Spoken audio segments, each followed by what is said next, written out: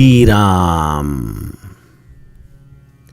आप सभी के हृदयस्थ ईश्वर को वंदन करते हुए गोस्वामी तुलसीदास रचित श्री रामचरितमानस इस ग्रंथ का जो प्रथम सोपान अर्थात बालकांड का जो हम चिंतन कर रहे हैं, सज्जनों, यह हमारा कथा निरूपण क्रमांक 54।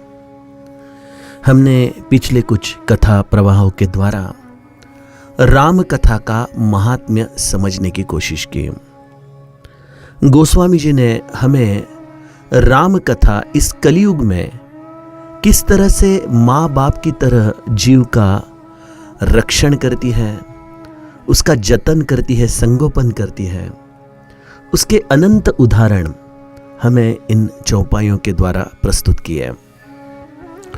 गोस्वामी जी ने सर्वप्रथम राम कथा को मातृशक्ति के रूप में हमारे सामने रखा और उसके पश्चात एक पिता के भूमिका में यह राम कथा जीव का किस तरह से संगोपन करती है, उसके सुंदर चरित्र हमारे सामने रखे हैं। अभिमत दानी देवतरु बरसे, सेवत सुलभ सुखद हरिहर से। कलयुग में राम कथा, राम का आश्रय यह कल्प वृक्ष के समान है। हमारे जीवन के अनंत समस्याओं का एक ही समाधान है और वह है रामाश्रय। वह आश्रय आप राम नाम के द्वारा ले, राम कथा के द्वारा ले या राम सुमिरन के द्वारा ले, लेकिन यह तीनों आश्रय आपको आखिर में एक ही अनुभव प्रदान करते हैं। गोस्वामी जी कहते हैं कि हमारे समस्त कुमार्ग, कुतर्क, कुचाल और कलयुग का यह कपट, दंभ, यह समस्त राम सुमिरन से भस्मसात हो जाता है। आइए आगे का कथा भाग गोस्वामी जी गा रहे हैं। किन्हीं प्रश्न जेहि भांति भवानी, जेहि विधि शंकर कहा बखानी। सो सब है तू कहब मैं गाई, कथा प्रबंध विचित्र बनाई। जेहि यह कथा सुनी नहीं होई, जनियाचर जू करे सुनि सोई। कथा लौकिक सुनहि जे ज्ञानी, नहीं आचर जू करहि अस जानी। राम कथा कै मिति जग नाहि, असि प्रतीति तिन्हके मन माहि। नाना भांति राम अवतारा, रामायण सतकोटि अपारा। कल्प भेद हरिचरित सुहाए, भांति अनेक मुनि सन गाए। करियन संशय असुर आनी, सुनिय कथा सादर रतिमानी। राम अनंत अनंत गुण, अमित कथा विस्तार। सुनियाचर जो न मानियहि, जिनके बिमल विचार। सियावर रामचंद्र प्रिय हो।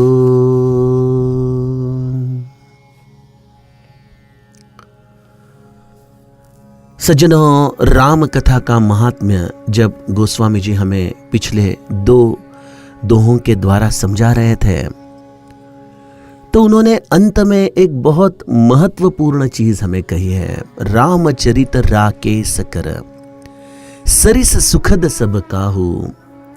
सज्जन कुमुद चकोर हित चित, हित विशेषी बड़ लाहू। यह राम कथा पूनम के चंद्रमा की तरह सबको सुख देने वाली है, लेकिन विशेषता जो सज्जन एक कुमोदिनी की भांति इस चंद्र किरण का आस्वाद ले रहे हैं, या जो चकोर इस पूनम के चंद्रमा के द्वारा अमृत प्राशन कर रहा है, उनके चित्त के लिए यह विशेष हितकारी है और अत्यंत लाभदायक है। राम कथा के श्रवण के दो विशेष लक्षण गोस्वामी जी हमें बता रहे हैं कि श्रावक कैसा हो, सज्जन रूपी कुमुद, और जिसका चित्त चकोर जैसा हो। जैसे चकोर चंद्रमा के इस किरणों के द्वारा प्राप्त अमृत से ही अपना जीवन व्यतीत करता है, कुमोदिनी भी केवल और केवल चंद्रमा के किरणों के स्पर्श से ही खिल उठती है। ऐसा चित्त राम कथा से विशेष फलदायी होता है, विशेष उसका महत्व वो जानता है। हम देखते हैं आज कथा मंडप में शायद हजारों लोग कथा सुनने के लिए आते हो, लेकिन उनमें से बिल्कुल नगण्य ऐसे लोग होते हैं जिनकी मन की यह अवस्था होती है, जिनका मन कुमोदिनी और चकोर की तरह राम कथा के श्रवण हेतु कथास्थल पे आया होता है। क्या कारण है इतने लोग होते हुए भी हर एक की मनस्थिति इस कुमोदिनी और चकोर तक क्यों नहीं पहुंच सकती है? मैं तो मेरे हृदय से ही इसका अंदाजा कर सकता हूं कि इस कलियुग ने हमारे जीवन में से अगर कोई सबसे बड़ी चीज छीन ली है तो वह हमारे हृदय की श्रद्धा, हमारे हृदय का विश्वास, इसे इसने छीन लिया है। आज हमारे तर्क बुद्धि को चेतना देने वाले, प्रेरणा देने वाले ही विचार हम सुनते हैं। इसलिए जब राम कथा रूपी श्रद्धा, विश्वास से भरा हुआ चरित्र हमारे सामने आता है तो हमारी तर्क बुद्धि इस पर विश्वास नहीं कर सकती है।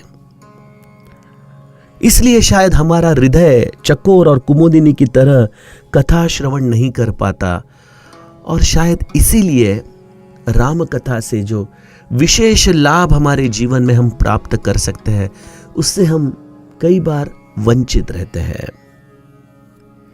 क्या क्या तर्क उठते हैं हमारे मन में, क्या क्या विचार आते हैं राम कथा के वक्त?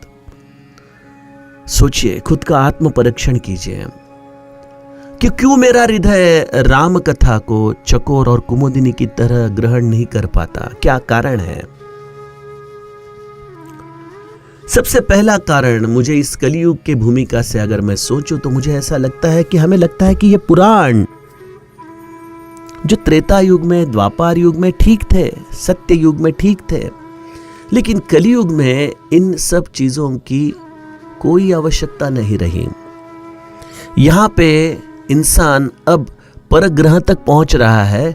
ऐसे वक्त हम इस पुराने ग्रंथ के द्वारा क्या प्राप्त कर सकते हैं? देखिए, हिंदी भाषा में दो शब्द है, एक है पुराना और दूसरा है सनातन।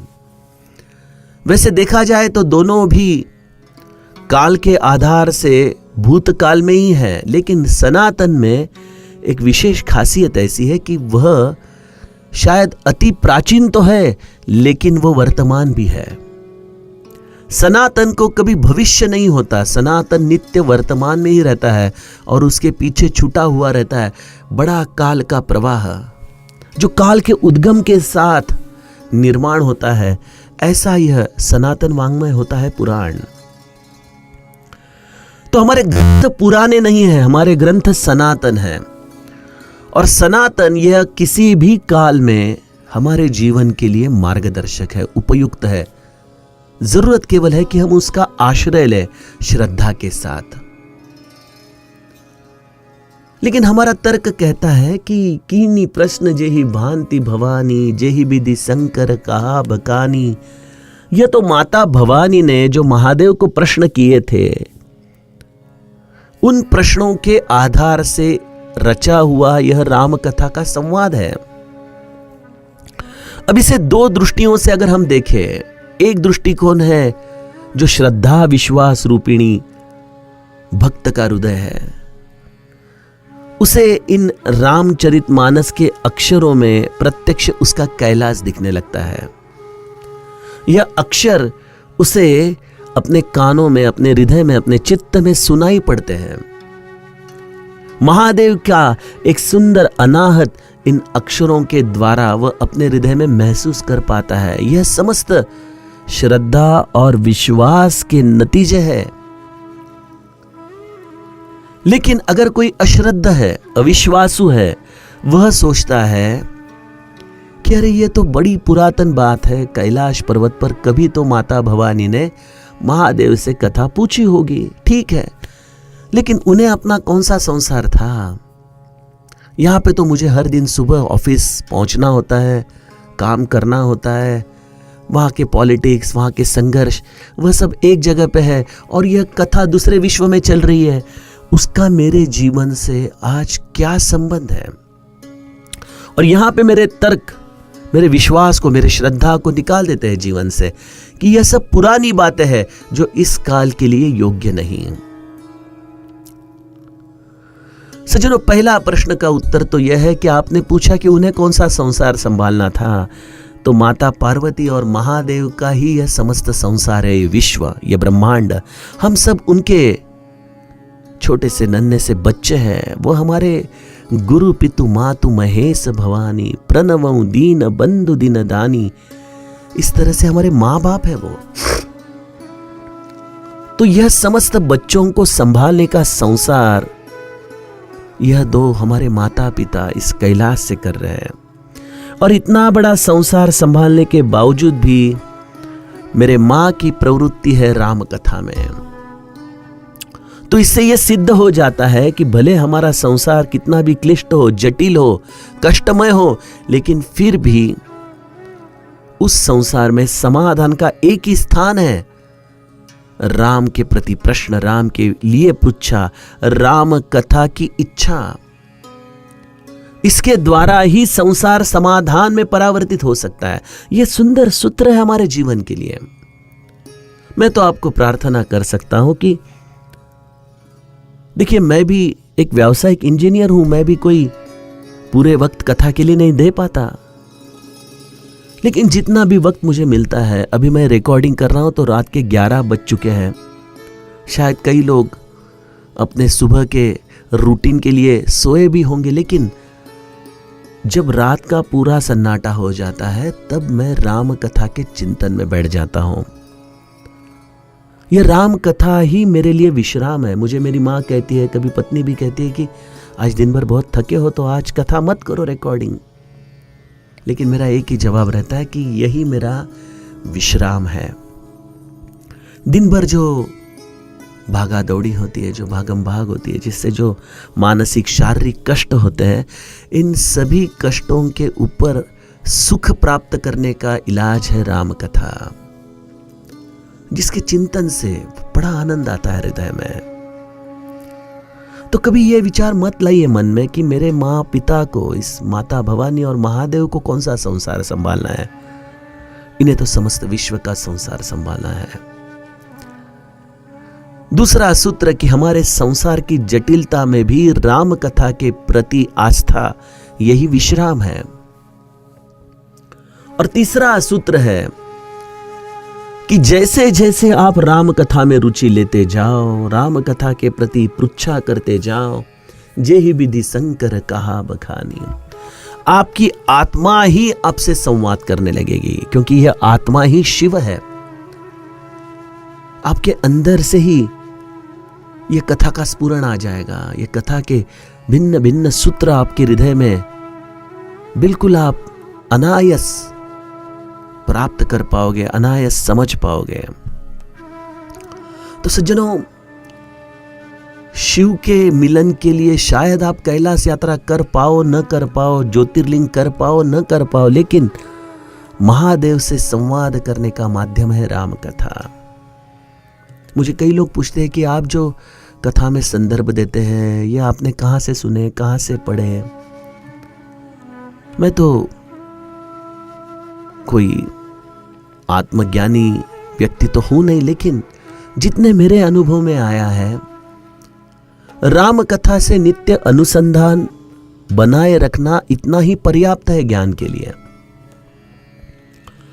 आप औरों की कथा सुने ना सुने, लेकिन शायद आपके हृदय में राम कथा का अनुसंधान हो तो आपके हृदय की प्रेरणा, चेतना ही आपको राम कथा के सुंदर सूत्र आपके अंदर समझाती है।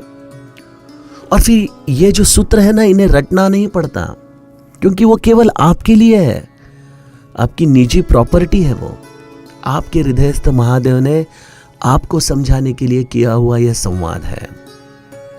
लेकिन महादेव भी किससे संवाद करेगा? कीनी प्रश्न जेहि भांति भवानी। जिस तरह से आप प्रश्न करोगे उस तरह से महादेव आपसे संवाद करेंगे। तो गोस्वामी जी कहते हैं, मैंने वही राम कथा गाई है, विश्वास रखिए। जो महादेव ने माता पार्वती को कथा सुनाई, उसी कथा प्रवाह का विस्तार मैंने इस रामचरितमानस रूपी ग्रंथ में किया है। तो आप इसे प्रत्यक्ष महादेव की वाणी समझिए, और महादेव और माता पार्वती का आपके हृदय में व्यक्त रूप है श्रद्धा और विश्वास।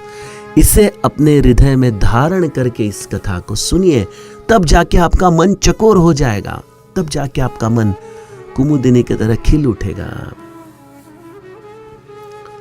तो हमारा पहला तर्क गोस्वामी जी ने उसका जवाब हमें दिया। अब दूसरा तर्क यह आता है कि जेहि यह कथा सुनी नहीं होई, जनि आचर जो करे सुनी सोई।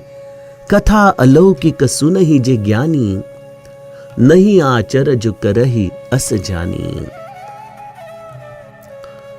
दूसरा एक कलयुग में भ्रमित करने वाला तर्क है कि हमने सुना है कि कई प्रकार के रामायण हैं। गोस्वामी जी का तुलसी रामायण आप कह रहे हो, ठीक है। आप कहते हैं कि यह ग्रंथ मेरे लिए पर्याप्त है, वो आपकी भावना है, ठीक है। लेकिन हमें तो वाल्मीकि रामायण पसंद है। हम तो वाल्मीकि रामायण के द्वारा जब इस रामायण की तरफ देखते हैं तो हमें यह रामायण जचता नहीं। कोई कहेगा कि हम तो व्यास रचित अध्यात्म रामायण को पढ़ते हैं, ना हम तुलसी रामायण पढ़ते हैं, ना हम वाल्मीकि रामायण पढ़ते हैं, हमें तो अध्यात्म रामायण ही बहुत आनंद देता है। कोई कहेगा मुझे भावार्थ रामायण जो एकनाथ जी ने महाराष्ट्र की भूमि में लिखा वह आनंद देता है। कोई कहेगा आनंद रामायण। कई प्रकार के रामायण है, कई प्रकार के वहां पे चरित्र है, और हर एक चरित्र को अगर हम परस्पर अध्ययन के दृष्टि से देखें तो हमारे मन में बड़ी उलझन सी आ जाती है कि कोई ग्रंथ राम के बारे में यह कहता है, कोई ग्रंथ राम के बारे में यह कहता है। तो फिर आखिर में राम क्या है? राम का अर्थ है सत्य, और सत्य यह हर व्यक्ति के आत्मा की अनुभूति है। जिसे जिस अधिकार से आत्मा की अनुभूति आई, उसने उस रूप में उस सत्य को बखान किया है। जरूरत नहीं है कि यह हर सत्य आपके भी अनुभव का ही हो। इसलिए मैं हमेशा एक मंत्र देता हूं कि एक ग्रंथ, एक संत और एक मंत्र, इस पर अपना जीवन आप बिल्कुल आनंद से व्यतीत कर सकते हैं। बहुत ज्यादा पढ़ने की जरूरत नहीं है, क्योंकि आप जितना पढ़ोगे आपके मन में उतनी ही उलझने बढ़ती जाएगी। जनि आचर जो करे सुनी सोई। अरे सत्य क्या है, सही क्या है? हम भी राम रक्षा में यही कहते हैं ना कि चरितम रघुनाथस्य शतकोटि प्रविस्तरम। यह रघुनाथ का चरित्र शतकोटि रूप से फैला हुआ है। और गोस्वामी जी भी यही कहते हैं, नाना भांति राम अवतारा, रामायण शतकोटि अपारा। रामायण अपार है, शतकोटि इतना उसका विस्तार है। ऐसे प्रभु रामचंद्र के अनंत अवतार है। ऐसी ये राम कथा असीम है, अनंत है। आप आपके मन के द्वारा, तर्क बुद्धि के द्वारा इन समस्त चरित्रों को पढ़ने की कोशिश करोगे तो शायद आप बहुत बड़े उलझन में फंस सकते हो। तो एक चीज है, एक ही ग्रंथ लीजिए और उसे परिपूर्णता से पढ़िए। चलो ये भी ठीक है, लेकिन अगर हम कथा श्रवण करने जाए और सामने वाली व्यक्ति राम कथा कोई दूसरे ग्रंथ के द्वारा आधारित बता रहा है, तो हम उसे सुने या ना सुने? राम कथा तो जिस भावना से व्यक्त होती है वह हर भावना अत्यंत मीठी है, प्रासादिक है। तो इसमें एक सूत्र श्रावक को अपने हृदय में धारण करना चाहिए कि मेरा राम अनंत है, मेरा राम असीम है। वह कई प्रकार के अवतारों के साथ कार्य करते आया है। उसके चरित्र शतकोटि प्रविस्तरम इस रूप में इस भूलोक पर आए हैं। अगर और कोई आपको उदाहरण देके समझाने की कोशिश करूं तो हमारे बचपन में देखिए, सिनेमा गृह में पिक्चर्स रिलीज होते थे तो पेपर में उनकी एडवर्टाइज आती थी और लिखा रहता था कि आज रात्रों 9, 12 से 3, 3 से 6, 6 से 9। तो दिन में 4-4, 5-5 शो एक एक पिक्चर के उसी स्क्रीन पर लगते थे। हर वक्त देखने वाले लोग अलग है, लेकिन पिक्चर तो वही चल रहा है। यही भगवद गीता में श्री कृष्ण ने अर्जुन को भी समझाया कि तेरे और मेरे अनंत जन्म हो चुके हैं। तू अपने जन्म भूल गया, लेकिन मुझे तेरे सब जन्म याद है। तो उस तरह से प्रभु रामचंद्र स्थिर है। युग बदलते जा रहे हैं। एक शो खत्म हुआ, दूसरा युग शुरू होता है, दूसरा युग खत्म हुआ, तीसरा युग शुरू होता है। प्रभु रामचंद्र अलग अलग रूपों में हमेशा एक एक युग में अवतार कार्य करते आए हैं। हम लोग हर युग में उनके साक्षी थे, लेकिन हमें उसके ऊपर विश्वास अब इस युग में नहीं बैठ पाता, क्योंकि हमारे हर जन्म के साथ हमारी समस्त स्मृतियों का भी विसर्जन हो जाता है। स्मृति के संस्कार रह जाते हैं। स्मृति के संस्कार ही हमारे जीवन की दिशा ठहराते हैं कि हम कौन से योनि में जन्म लें, हमारी दशा क्या हो, दिशा क्या हो। यह कर्मफल के संस्कार निर्णय लेते हैं, लेकिन हमारे मन की स्मृतियां तो पूरी मिट चुकी है। तो हम यह नहीं समझते कि जो राम की कथा मैं आज सुन रहा हूं, मैं उसका भी उस वक्त साक्षी था, कोई अलग योनि में था, लेकिन मेरी उसकी स्मृतियां मिट चुकी हैं। तो राम कथा अनंत है, असीम है। हमें विश्वास और श्रद्धा के द्वारा जिस रूप में राम कथा हमारे सामने आ रही है, उसका आदर करने की कला सीखनी चाहिए। उसके लिए 2 मंत्र मैंने बताया। एक ही ग्रंथ के आधार पर राम कथा गाइए, सुनिए, ताकि आपके मन में कोई अचरज न आए। और अगर आपको भिन्न भिन्न वक्ताओं से राम कथा सुनने का सद्भाग्य प्राप्त हो रहा है, तो हर राम रूप को वंदनीय समझिए। हर रूप में आया हुआ राम यह सत्य ही है और उसका चरित्र दिव्य है। इस तरह से आप कथा का श्रवण कीजिए। गोस्वामी जी कहते हैं, कल्प भेद हरिचरित सुहाए, भांति अनेक मुनि सन गाए।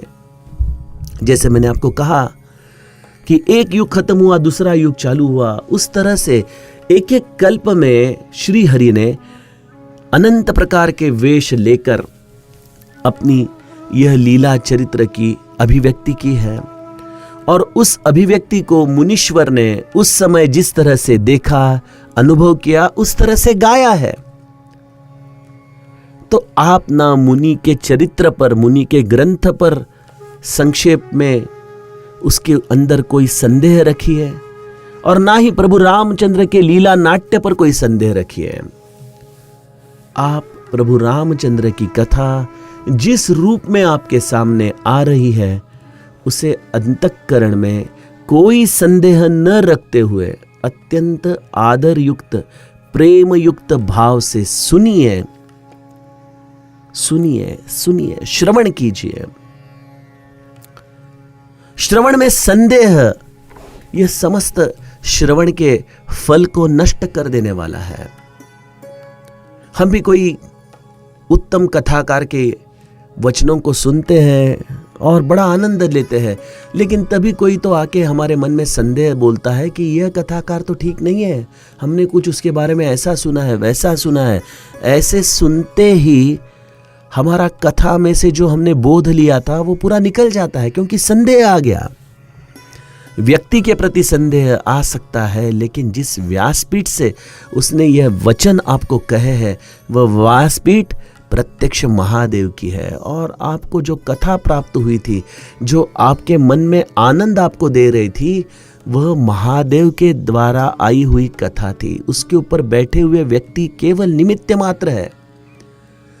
इस भाव से अगर आप कथा सुने तो आपके मन में कोई संदेह नहीं ला सकता, कोई संदेह नहीं ला सकता।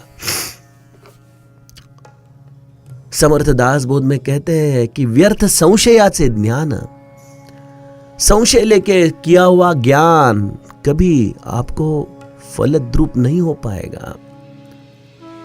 आपको आपके जीवन में बिल्कुल संशयातीत होके श्रद्धा और विश्वास के साथ ही श्रवण करना चाहिए। और विशेषतः परमार्थ का श्रवण तो केवल श्रद्धा और विश्वास से ही होता है, क्योंकि परमार्थ ये कोई दृश्य रूप में समझने की चीज नहीं है, यह कोई मैथमेटिकल फॉर्मूला नहीं है। इसे जानने के लिए एक ही तरीका है, श्रद्धा विश्वास का। इसलिए बिल्कुल एक नन्हे बच्चे की तरह जैसे वो अपने माँ के द्वारा कथा सुनता है, उसी तरह से राम कथा का श्रवण अगर आप नित्य करोगे, प्रेम युक्त भाव से करोगे, निस्संदेह अंतःकरण से करोगे, तो राम कथा आपको भी चकोर का चित्त और कुमोदिनी का यह खिलना, इन दोनों चीज़ों का अनुभव आपको दे सकती है। आपको जीवन में बड़ा लाभ इस तरह से किया हुआ श्रवण आपको दे सकता है। गोस्वामी जी कहते हैं कि मेरा राम एक देशीय नहीं, ये केवल कौशल्या पुत्र के रूप में ही आप इसे सीमित मत कीजिए। इसे केवल आप अयोध्या नंदन राजा दशरथ का सुपुत्र इस तरह से ही मत देखिए। राम अनंत अनंत गुण अमित कथा विस्तार। श्री रामचंद्र अनंत है, अनंत है, उनके गुण भी अनंत है, उनके कथा विस्तार भी अनंत है, असीम है। अगर राम का अनंत रूप आपको देखना है तो आप उत्तरकांड में काकभुशुंडी के चरित्र का गौर कीजिए। जब कौवे के रूप में काकभुशुंडी अयोध्या में प्रभु रामचंद्र के पास आए थे और प्रभु रामचंद्र ने उन्हें पकड़ने के लिए अपना हाथ जैसे ही आगे किया तो काकभुशुंडी समस्त त्रैलोक्य में उड़ते उड़ते घूमते घूमते पीछे मुड़कर जब भी देखे तो उन्हें दिखता था कि प्रभु रामचंद्र का हाथ उनके बिल्कुल पास ही है। और जब उन्होंने प्रभु रामचंद्र के मुख में प्रवेश किया तब प्रभु रामचंद्र के अंतरंग में भी अनंत ब्रह्मांडों का दर्शन काकभुशुंडी ने किया है। ऐसे अनंत कोटि ब्रह्मांड नायक है मेरे प्रभु रामचंद्र। और हर एक युग में, हर एक कल्प में, हर एक ब्रह्मांड में प्रभु रामचंद्र अनंत रूप से कथा करते हैं। उन कथाओं का विस्तार भी अनंत है। इसलिए आप इस पर कभी अविश्वास मत रखिए। सुनिया चरजुन मानिय ही जिनके बिमल विचार। तो आप केवल शुद्ध अंतःकरण से यह कथा सुनोगे तो आपके मन में कभी इन कथाओं के द्वारा द्वंद्व निर्माण नहीं होगा। आप कथा सुनते वक्त कभी अचरज नहीं करोगे, कभी दुविधा में नहीं पड़ोगे कि क्या सत्य है, क्या सत्य है। जिस रूप में आज राम जी आपको दर्शन देना चाहते हैं उस रूप में आज राम की कथा आपके सामने आई है। इतना सीधा सुंदर सा फॉर्मूला है राम कथा श्रवण करने का। और ऐसे कथा अगर आप श्रवण करो तो गोस्वामी जी कहते हैं कि यह राम कथा आपके लिए क्या अनुभव देगी। सज्जन कुमुद चकोर चित हित विशेष बड़ लाहू। आपके सज्जन हृदय को एक कुमोदिनी की तरह यह राम कथा जगमगाट देगी और आपके चित्त को जो एक चकोर के भांति इस कथा का श्रवण कर रहा था उसे अपने कथा का अमृत पान यह करवाएगी। ऐसी राम कथा सज्जनों हम भी उसी भाव से सुने, इसी भाव से गाए, इसी सद्भाव के साथ आइए आगे की कथा कल के कथा प्रवाह में देखेंगे। जानकी जीवन स्मरण। जय जय राम।